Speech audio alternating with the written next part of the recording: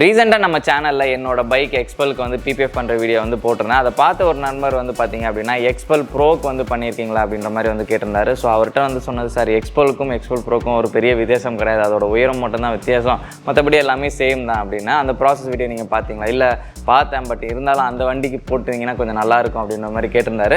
So இது வரைக்கும் அந்த எக்ஸ்பல் ப்ரோ வந்து நம்மகிட்ட யாரும் பிபிஎஃப்க்கு கொண்டு வரல, கொண்டு வந்தால் போடுறேன் அப்படின்ற மாதிரி சொல்லியிருந்தேன். பொதுவாக நம்மள நிறைய பேர் வந்து பார்த்தீங்க அப்படின்னா நம்ம ஒரு மாடலுக்கான பிபிஎஃப் ப்ராசஸ் வீடியோ போடும்போது பார்த்தீங்க அப்படின்னா அதை வந்து என்னோட கலருக்கு வந்து ஆப்டா இல்லை, எப்படி இருக்கும் அப்படின்ற மாதிரிலாம் வந்து ஒரு டவுட் இருக்கிறனால எல்லா கலருக்கும் வந்து வீடியோ போடணும் அப்படின்ற மாதிரி நிறைய பேர் எதிர்பார்க்குறாங்க. அதுக்கான ஒரு ஆன்சர் வந்து இந்த வீடியோவில் நான் வந்து வச்சுருக்கேன். இந்த வீடியோ மூலிமா வந்து என்னென்ன ப்ராசஸ்லாம் பண்ணுறோம், அண்ட் எத்தனை நாள் ஆகும், அண்ட் என்ன மாதிரியான ப்ரொசீஜர்லாம் இருக்குது அப்படின்றத த்ரூ அவுட் வந்து பார்க்கலாம். ஸோ இது வரைக்கும் நீங்கள் நம்மளோட சேனலை வந்து சப்ஸ்கிரைப் பண்ணால் சப்ஸ்கிரைப் பண்ணிக்கோங்க, கூடவே பெல் பட்டனையும் கிளிக் பண்ணிக்கோங்க. ஸோ ஆரம்பிக்கலாமா?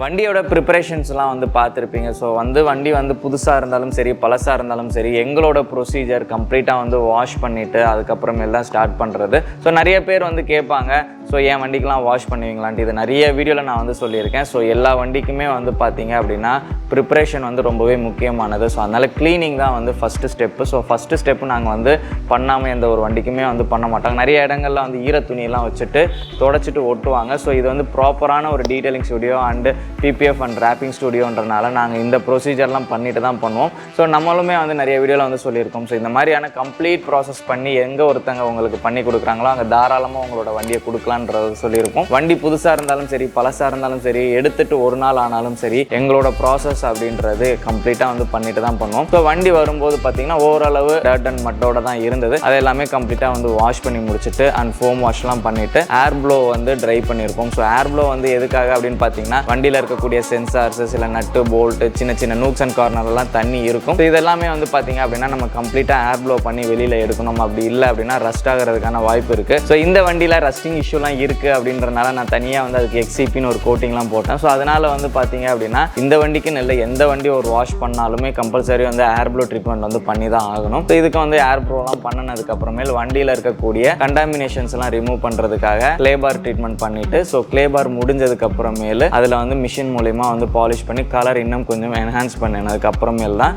இதில் வந்து பிபிஎஃப் ப்ராசஸ் வந்து நாங்கள் பண்ணுவோம்.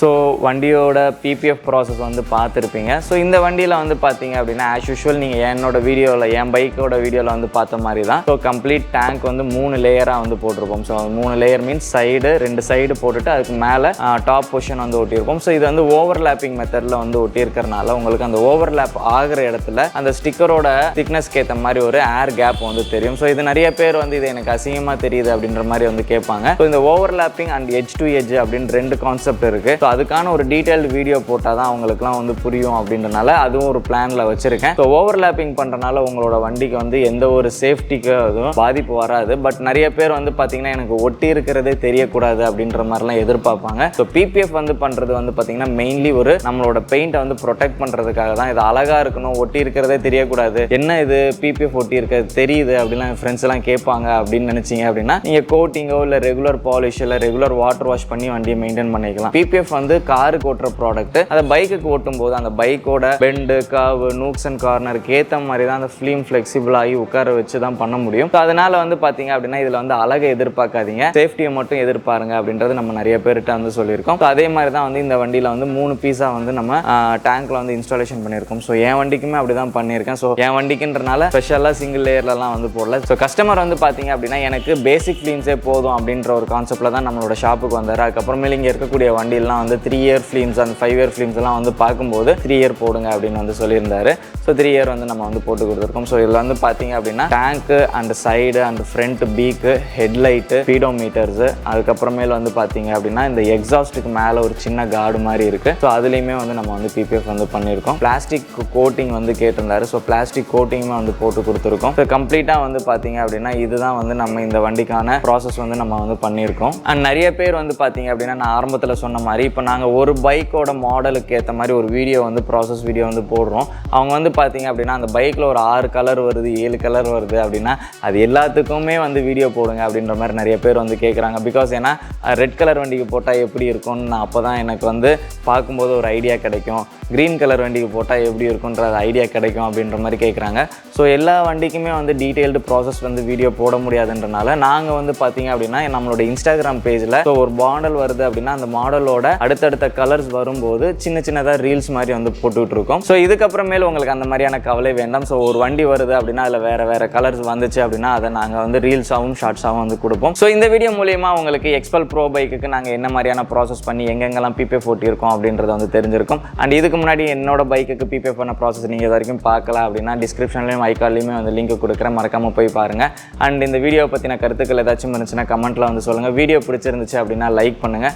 அண்ட் இது வரைக்கும் நீங்கள் நம்மளோட சேனலை வந்து சப்ஸ்கிரைப் பண்ணலன்னா சப்ஸ்கிரைப் பண்ணி கூடவே பெல் பட்டனையும் கிளிக் பண்ணிக்கோங்க. மீண்டும் வேறொரு வீடியோவில் சந்திக்கும் வரை நான் உங்கள் Satish from the Bling Detailing Studio. நன்றி, வணக்கம்.